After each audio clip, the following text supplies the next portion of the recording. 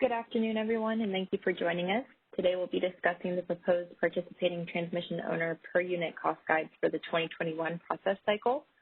My name is Isabella Nicosia, representing ISO Stakeholder Affairs, and I'll be facilitating the web conference today. I'm also joined on the line by Salim Tavares from our Interconnection Resources team. All of the cost guides that we'll be discussing during today's call are available on the process webpage on the ISO website.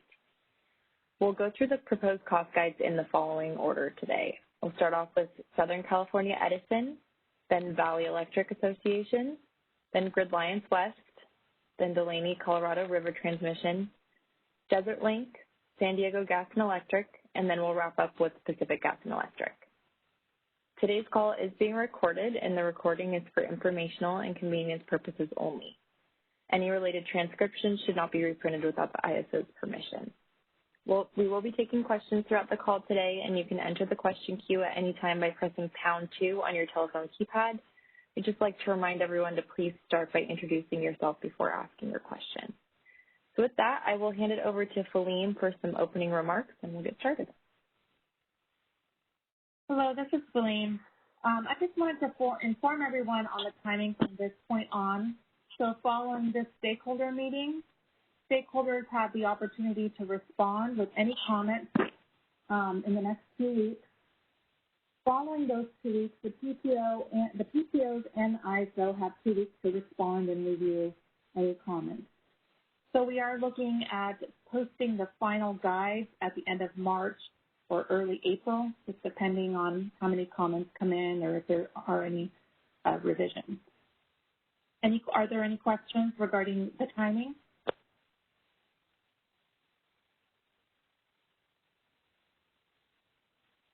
Okay, well, thank you, Isabella. Thanks, Salim. Okay, so I will pull up SBE's cost guide, and I will hand it over to the representatives on the line from Southern California Edison. Hi, Salim. This is Yumi Miyazaki. You can hear me okay, right? Yes, I can hear you. Okay, great. Okay. I'm sharing the cost guide now. Okay, good afternoon, everyone. My name is Yumi Miyazaki. I'm a cost advisor in the Customer Interconnection Division of the T&D Department at SCE. My group is responsible for producing the Generation Interconnection Cluster Study Report and Cost Aggregation. We have assembled a team of subject matter experts here, and for the next 20 minutes or so, we will go over our proposed 2021 unit cost guide. Each of our cost experts will address a specific section of the unit cost guide and will point out highlights of that section. There are no changes to the assumptions that we had in last year's unit cost guide.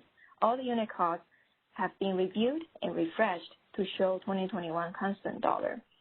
I would like to suggest to please hold any questions or comments until all our presenters have finished their parts. So let's get started. And our first cost expert is Peter Tran, and Peter will address the substation cost. Thank you, Yumi. Good afternoon, everyone. My name is Peter Tran. I am a senior advisor in the Major Projects Organization's Project Control. My responsibility includes development of the unit cost estimates for substation elements as well as the high voltage bulk transmission line elements. I'm here to share the 2021 unit cost updates for the substation elements and give a high-level overview of the methodologies for their updates and discuss their built-in assumptions. The 2021 unit cost refresh include updates to material pricing, updates to labor and overhead rates. Our material pricings were extracted from current active projects. The labor rates are based on our current year IBEW approved wage rates. Our overhead rates reflects the most current SCE transmission and distribution overhead rates for capital projects. The 2021 unit costs are based on 2021 dollars, and these are some of their built-in assumptions. General labor are based on overtime rate of a 610 work schedule. The contingency is a general 35% contingency factor for given the class that the estimates are in, the preliminary or conceptual. The unit cost guides assume facility are constructed under a engineering, procure, and construct agreement, and that all facilities will be owned by SCE. Unit cost includes the cost to procure materials, their installation, the engineering, project management, any home office, and contingency. The unit costs do not include corporate overheads such as pensions and benefits, the administrators and generals, and AFUDC. The unit costs do not include ITCC or the income tax components of contribution, which are typically generator responsibility when applicable.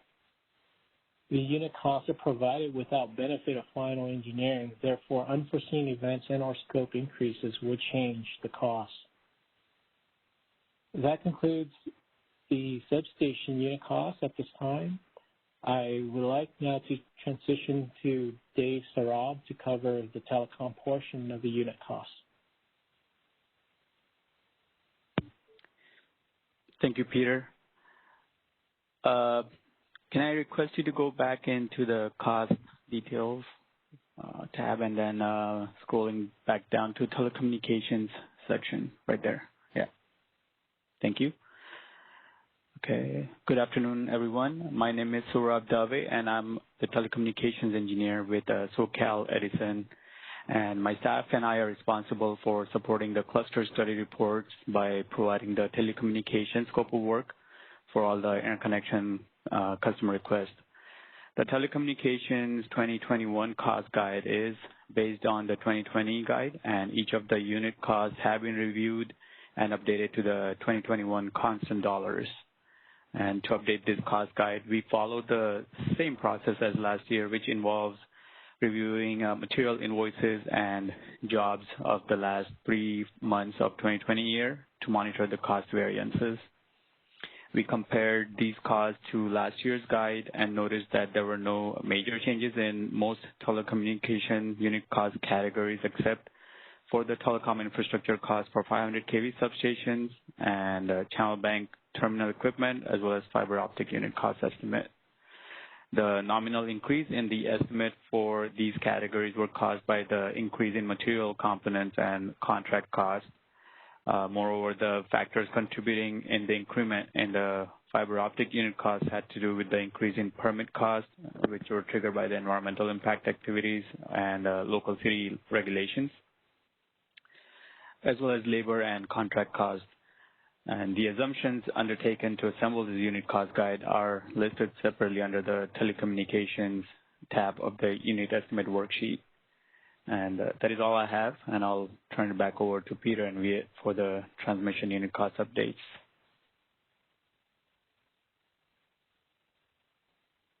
Thanks, Saurabh. Good afternoon again. My name is Peter Tran. I'm a senior advisor in the MPO's projects controls team. As mentioned earlier, the high voltage transmission unit costs were updated similar to the substation unit costs. The transmission unit cost update included the refresh of material pricing, refresh of labor, and refresh of overhead rates. Our material pricings were extracted from our current active projects. Our labor rates are based on our current year IBEW approved labor wages. The overhead rates reflects the most current SCE for SCE T&D overhead rates for capital projects.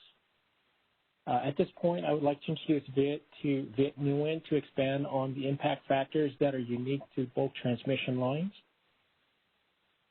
Thank you, Peter. Can we go to the third tab, the bulk trans factors and assumptions on this sheet? So, good afternoon, everyone. My name is Viet Nguyen. I am a senior engineer in SCE's Transmission Engineering Group. Our group is responsible for the engineering and design of SCE's 220 kV and 500 kV transmission system. Earlier, Peter talked about some of the updates we had in the unit cost guide, and now I would like to discuss the impact factors of the guide. The SCE unit cost guide attempts to account for variability of costs due to terrain, population density, and weather through various impact factors. Costs can vary widely due to these factors. We utilize various impact factors to try to account for the increased difficulties. Mountainous terrain, for example, may necessitate either helicopter construction of the transmission line or require difficult access road construction. More costly micropile foundations could be required in forest areas, for example. Areas of dense population may require higher mitigation costs like line transpositions or taller structures for electromagnetic field reduction. It is also possible we might have to keep structures under a certain height near airports, which would require closer structure spacing and therefore additional structures to maintain adequate electrical ground clearance. Weather also plays a factor in that icing and high wind areas would increase the structural loading, thereby increasing the number of structures required or requiring bigger and heavier structures. This summarizes SCE's methodology to estimating high voltage transmission line cost elements. Next, we're going to have Hugo Ayala and Brent Stonerock discuss the subtrans unit costs. Thank you. Good afternoon, everybody. Can we go to the fourth tab, please?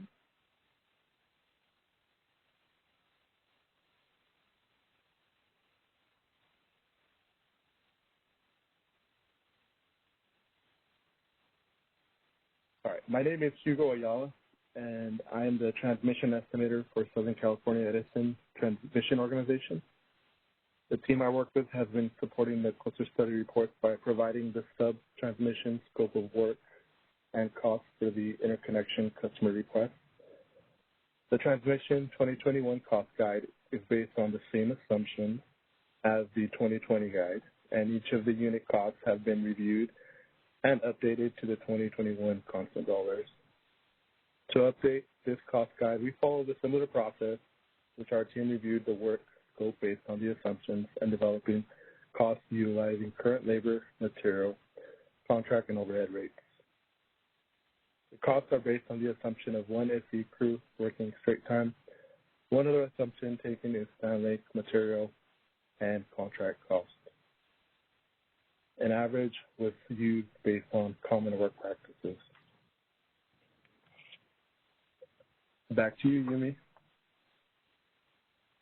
Thank you. Please go back to the cost detail tab. And I will cover the lump sum cost section. So for some project costs that can vary wildly depending on the specific scope and location that is being estimated, the unit price will not help in these cases. For example, the cost of a land, a mere building, civil, environmental mitigation will be different from location to location.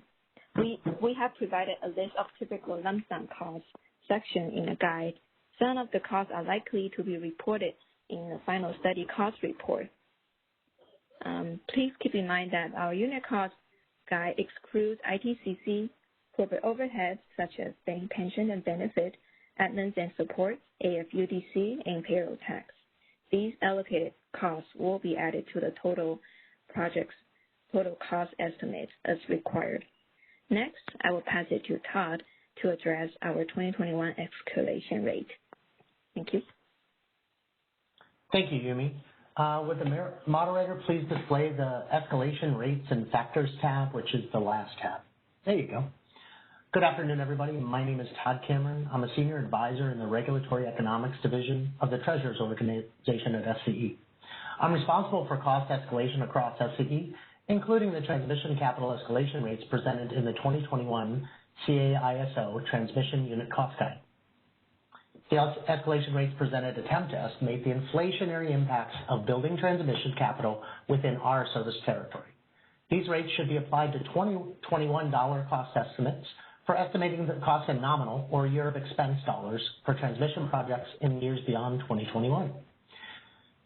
The escalation rates are based upon one source, the Handy Whitman Index of Public Utility Construction Costs for Electric Transmission in the Pacific Region. The forecast of the Handy Whitman Transmission Capital Cost Index is available in the IHS Markit, and IHS Markit was previously known as Global Insight, in their Power Planner product. The forecast escalation rates are based upon the most recently available IHS Markit Power Planner forecast at the time of preparation. The vintage of the escalation rates is the Q3 2020 IHS Power Planner publication, which was released in November 2020. In this unit cost guide, the escalation index is rebased to 1 in the current year, which is 2021. SCE's escalation rates can be found on the escalation rate tab within the unit cost spreadsheet as displayed by the moderator. That's all for me on escalation rates, and I'll pass it back to Yumi for final remarks. Thank you. So in conclusion, the 2021 proposed unit cost guide is our best efforts in forecasting SCE's unit cost for generation interconnection projects this year. Our estimators followed the recommended practice in accordance with Class 5 estimates, conforming to the American Association of Cost Engineers, AACE guidelines. I also like to thank all our engineers, planners, estimators for their efforts in developing and updating the unit cost guide. Now, please let us know if there are any questions or comments. Thank you. As a reminder, you can enter the question queue by pressing #2 on your telephone keypad. Are there any questions for SCE? So far, I see no hands raised in the queue. Okay. Thank you all. I will move on to Valley Electric Association. So I'll pull up their cost guide and hand it over to the representative. Good morning. This is Daryl Holmes. I'm the transmission planner for Valley Electric Association. And basically, we didn't change much on this per unit cost guide when compared to last year's. We updated the rates to constant $2021, but the individual rates, we didn't add any additional cost to the per unit costs. What we did change is we modified our escalation rates, and those reflect the same escalation rates from Southern Cal Edison. Thank you, Southern Cal. And other than that, the rest of the data in the per unit cost guide is the same as last year's. Methodology and all. That's all I have to say unless there's some questions for more details.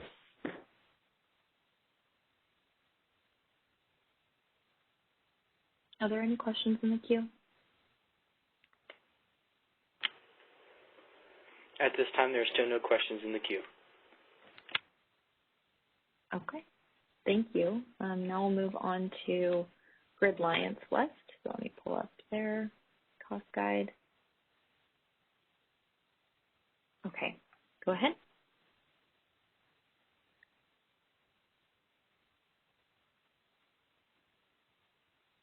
Do we have any representatives from Gridliance on the phone?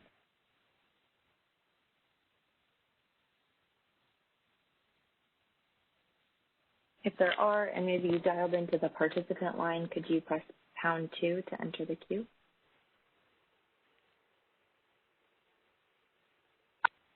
Looks like we have some in the queue. I'll go ahead and unmute them now. Okay. I must have pressed the wrong link. Apologize for that when I joined the call. This is Jody Holland with Gridliance. Can you hear me now? Yes, we can hear you. Awesome. All right, let me get my notes. So I'm Jody Holland with Gridliance, Vice President of Transmission Planning. Rebecca Kelman is also on the call. Between the two of us, we support the CAISO GADAP process, and I will present the 3 tabs of our 2021 per unit cost guide draft spreadsheet. There are no changes to past assumptions in the bullet factors and assumptions tab.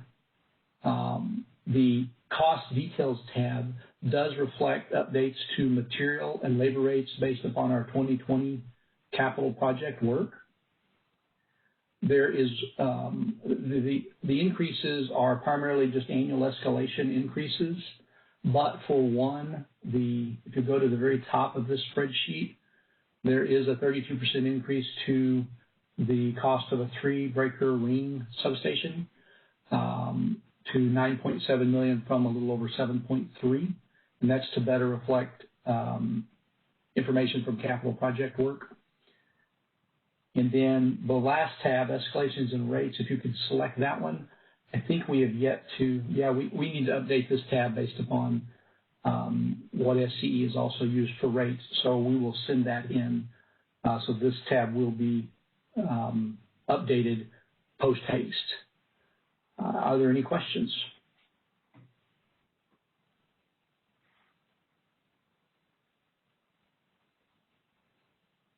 Once again, you can enter the question queue by pressing #2 on your telephone keypad.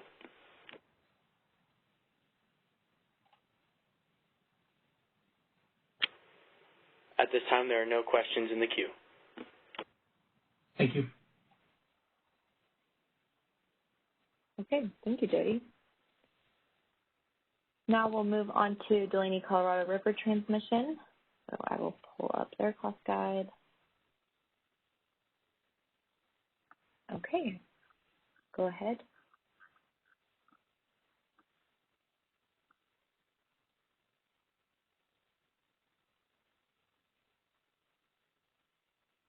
Are the representatives from DCRT on the speaker line? If not, could you enter the queue by pressing #2?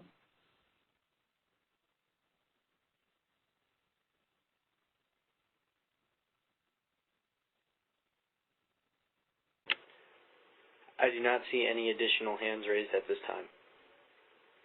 Okay, we can come back to this one at the end. So we'll move on to Desert Link.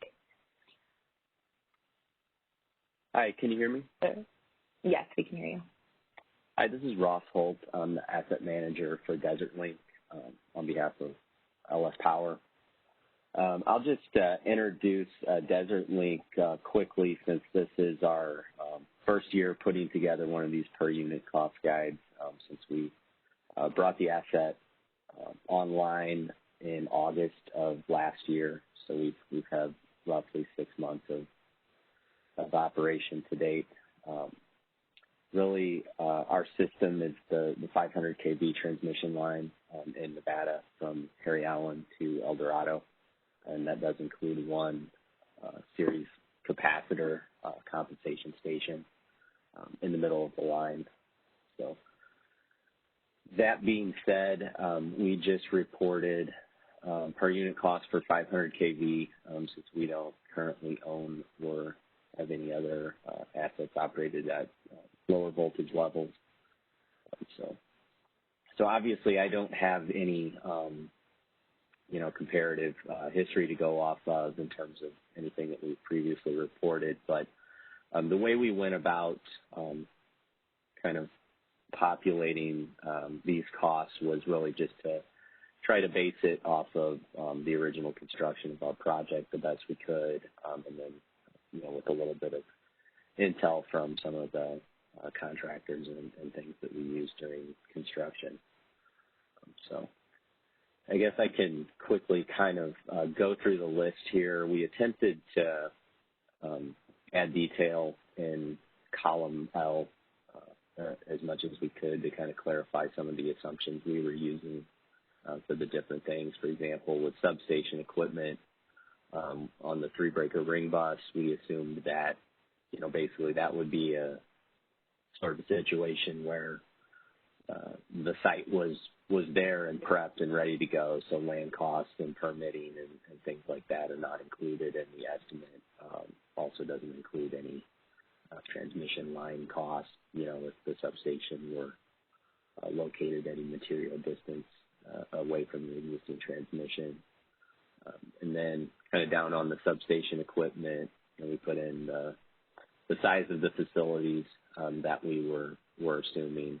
Replacement equipment, everything there would assume an in-kind replacement where, substantial modifications to substation didn't need to happen, more a plug-and-play type assumption.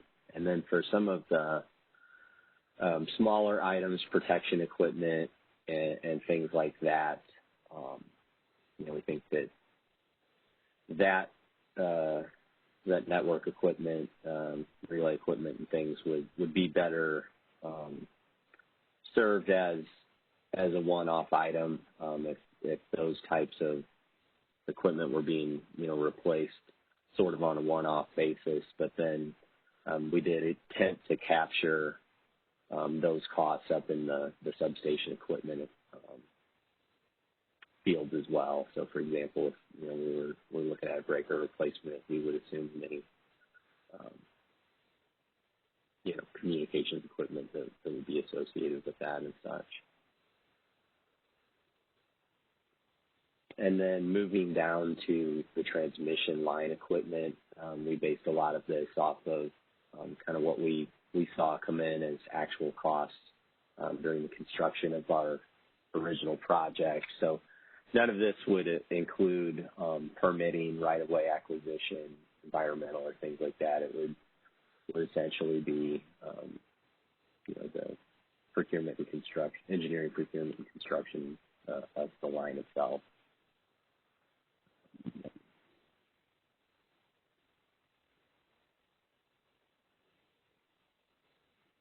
Looking down through, the rest of this kind of on the same vein of the substation equipment, things like land costs could obviously vary drastically, tax overhead, things like that typically weren't included here and would be estimated on a lump sum basis. And then the other thing I'll mention on escalation rates, I think we did exactly what first gentleman from SCE did, was we pulled these from IHS Global Insight Power Planner and took the 3Q 2020 escalation rates to come up with these factors that you're showing on the screen. So I think that's all I have at this point. I would be happy to take any questions that folks may have.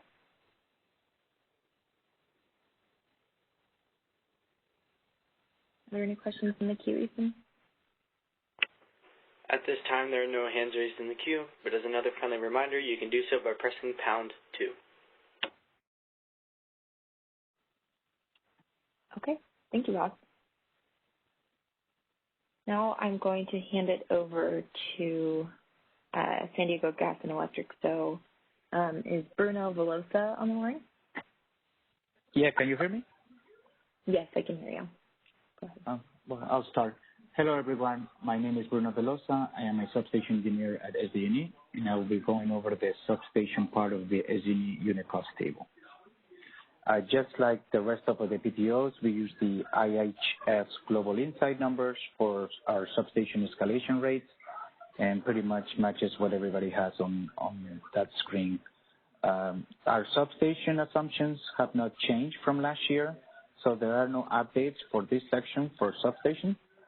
And the unit costs were also escalated to update material, equipment, and labor costs using our previous projects completed and are updated on materials due to, as everybody knows, the COVID-19 increases of material costs that have happened.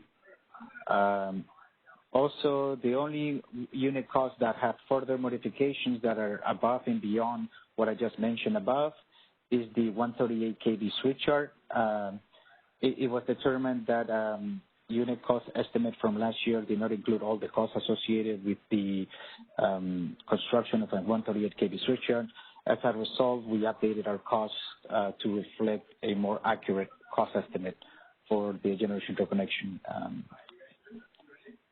And literally that increase was about around 17% increase. That was, I think they miscalculated a couple of items and we updated it. Pretty much, there's not nothing more regarding the substation, pretty much almost the same as last year, except for updating the cost for material. Pretty much that is all for substation. I will now pass it to Chris Jensen from the transmission to proceed to that section. Hey, good afternoon, everyone. This is Chris Jensen. Can you hear me? Yes, we can hear you. Okay. So my name is Chris Jensen. I work for San Diego Gas and Electric. I'm a team lead in the transmission engineering group. I am one of the leads for our budgeting and cost estimating. So I'm going to go over the transmission cost estimates. We could scroll down. Yeah, so you'll notice that compared to last year, our formatting is a little bit different. Essentially, the costs end up being pretty similar, but the formatting is different because we kind of revamped the way that we looked at cost estimating. So you can see that we still have costs based on complexity. So for each voltage level, low, medium, and high, but our complexity factors were slightly changed and updated from last year. So you can see on the right side there, there's kind of the 7 top factors that affect the complexity of a project. And we have a scoring method that we do on these factors, and that helps us determine if a project scope is low, medium, or high complexity, and then we get the unit cost estimate per mile from there. So scrolling down, you can see that we have costs there for new transmission lines, removals, and then reconductors and upgrades. If you go down further, the lump sum costs for kind of the specialized costs, those didn't change. Nothing really changed in there from last year. So we felt that that language and the assumptions were sufficient and did not change. Going to the next tab on factors and assumptions, again, a lot of these are carryovers from last year. So you can see where labor being assumed to be straight time, 5-day work schedule, a contingency added on top of our costs, typically in the 35% or so range. Our unit costs, you can see down below, to exclude AFUDC and also the ITCC tax. But again, these assumptions are pretty much the same as last year. And then the escalation rates, of course, the other utilities have kind of commented on this. It's obviously for inflation adjustment. So you can see that we use the escalation rates from the IHS Global Insights third quarter 2020 Power Planner.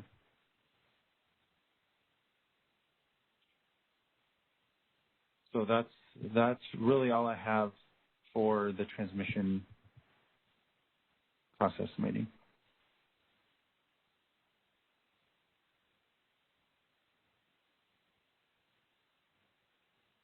Okay, thank you. Is Highlight Ty on the phone?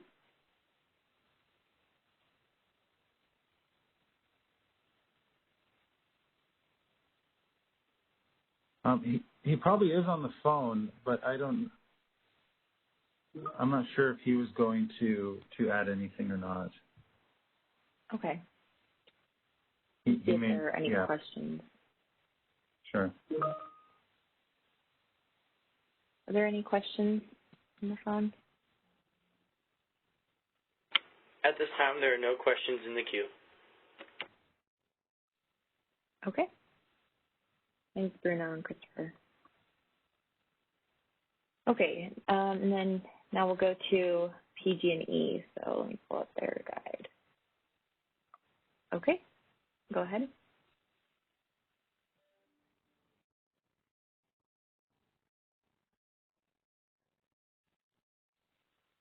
Do we have any representatives from PG&E on the speaker line?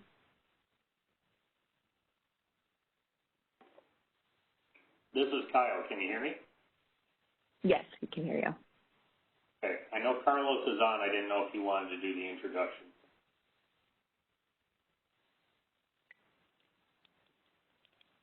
Carlos, are you on the participant line? Maybe you could identify your line by pressing #2.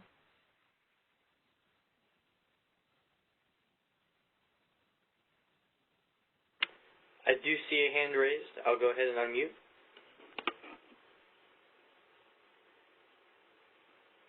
Hello? Yes, can you hear me? Yes, we can hear you now. Oh, perfect. Thank you. Yeah, this is Carlos Bandak from Generation Connection, Transmission Planning. I was the lead engineer this year to help update and complete the per unit cost spreadsheet for 2021. I got help from some engineers here, I believe. They're with me on the line. I know Kyle just spoke up. He helped out with the substation engineering portion of the spreadsheet.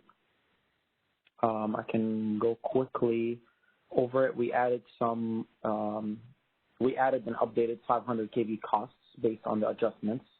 It's actually shown here on the screen.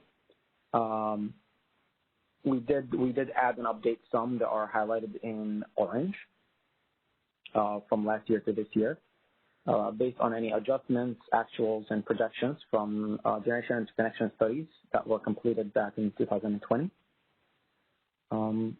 You can see here that it is from the 500 kV line. There were a few updates on the generation tie lines, on the single breakers and breaker and a half, as well as the circuit breakers. Kyle, if you would like to expand a little bit more on that, if you have any further details. Sure thing, no problem, Carlos. So the changes you see on the 230, as he mentioned, they're all highlighted in orange. The changes on 230 are for the new switching stations. Those are relatively minor increases, just to better reflect the land acquisition, land rights, and the access roads. So those went up about $1 million from last year. The biggest change that we made was we actually had an actual project complete at 500 kV. It was a breaker and a half project at the Moss Landing Power Plant switching station. It was a two-part project. We converted from ring to breaker and a half. And then after that conversion was done and we had the breaker and a half up and running, we then added a breaker and a half bay with two breakers for an interconnection project. So that cost of $15 million for the new bay with two breakers was based on a forecasted authorized amount for that project, which did include some contingency for that work. Our thinking was that the contingency would wind up being needed in other similar projects because it would not have a recent conversion with a brand new building and site grading done in advance. So the actual project costs, the project went online in December last year, 2020, so we did not have the actuals reconciled at that point. So it's possible this cost could go down in the future, but because it was such a big increase from last year's unit costs, it's a little over double what we had before. It kind of surprised us to see that actual. Up to this year, all of our 500 costs were based on estimated costs using our estimating tools and engineering reviews of what the hours would look like. This is the first year we have actuals as a reference for 500 breaker and a half work. So we used that number for the $15 million. We then cut it in half, roughly, to get the single breaker cost. So the $7 million includes adding a breaker with relays. And then we took those costs and we just revalidated the loop-in station up top where you have the $60 million. That was at 55 before, so we didn't change it that drastically.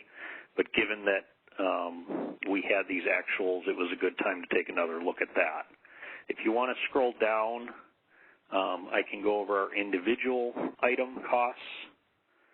These are what I refer to more as a la carte replacements. These are individual breakers, individual switches, and then individual line relay jobs. The 500 costs, this is the first year we're including those. Those were not in last year's unit cost guide. Again, those are based on the actuals that we have. The relay costs went up slightly. Let me see, it looks like they went up about $100,000 across the board to that 800K number there. The disconnects and the individual breakers went up proportionally to material cost raises and labor rates. It's more obvious in the small projects of this scale than it is in the multi-million-dollar projects. And then the direct transfer trip, the DTT row 94, went up to 420K. That's an incremental cost from 390K of last year. Again, not a huge increase at this point.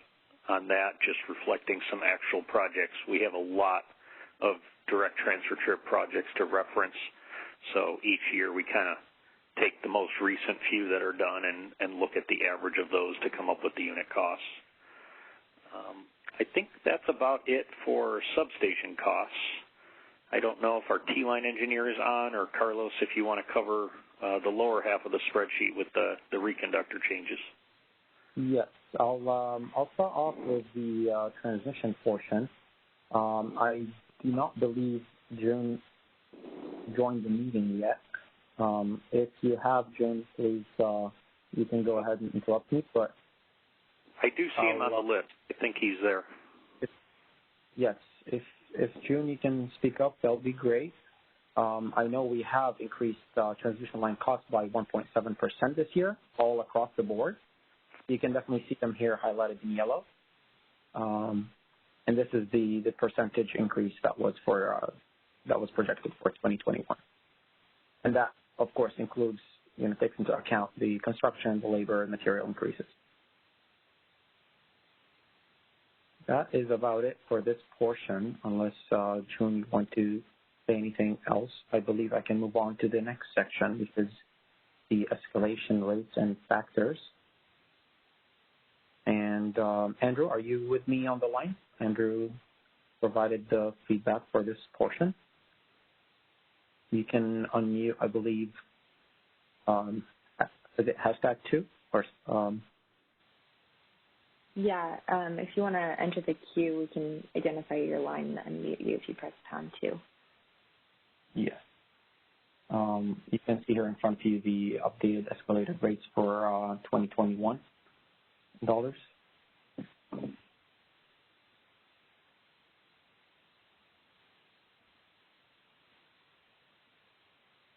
I don't see any other hands raised at this time, but once again, if you're a speaker trying to identify yourself, please press #2.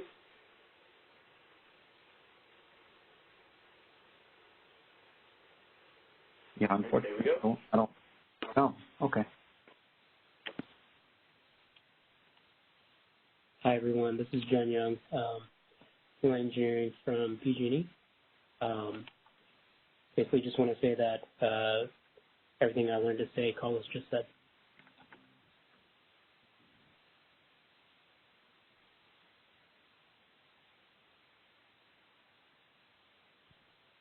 Is there anyone else on the line? Yeah, I believe Andrew is trying to raise his hand, but I'm not sure if it's working on the line. It's a little bit different, the setup this time. Let's just wait a couple of seconds and see if he has anything to say about the escalation rate.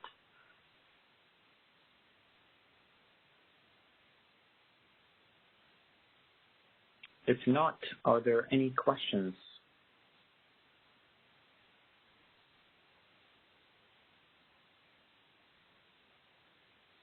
Do we have any questions? As a reminder, you can press #2.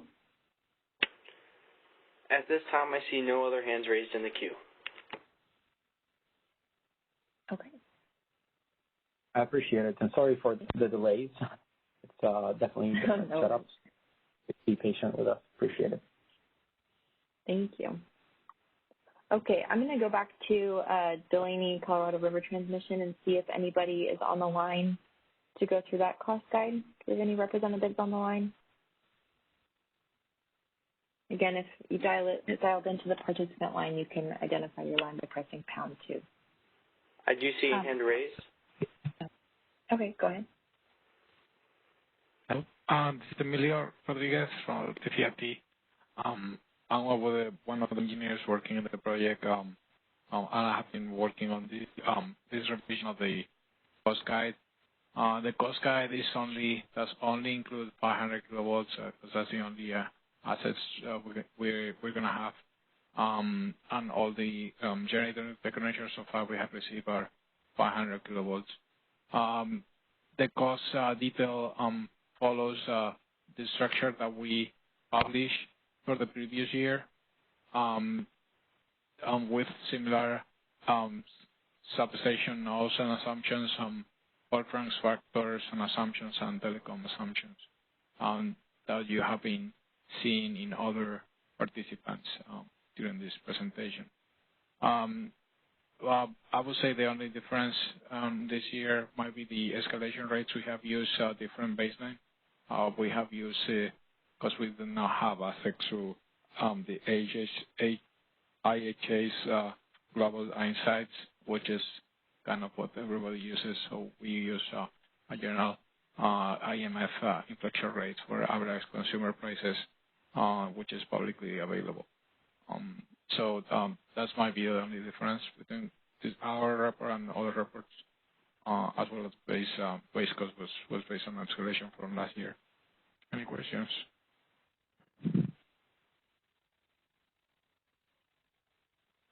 Go ahead and give it a moment to see if any questions come into the queue. Thanks, Ethan.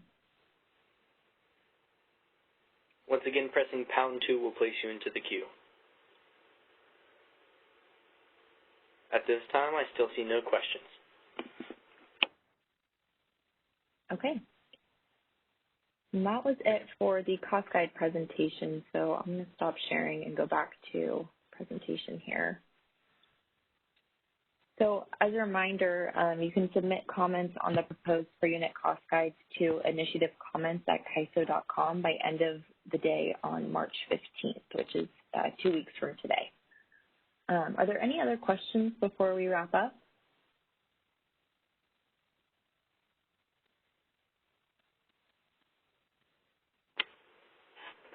At this time, I still see no hands raised in queue. Would you like to give it another moment? Yeah, and I'll see if Salim has anything she wants to add before we wrap up as well. Salim? I don't have anything else to add. Okay. Are there any questions in the queue? There are no questions in the queue at this time. Okay, then that concludes today's stakeholder call. Thank you all for joining us and sharing your cost guides with us. I hope you have a great rest of your day.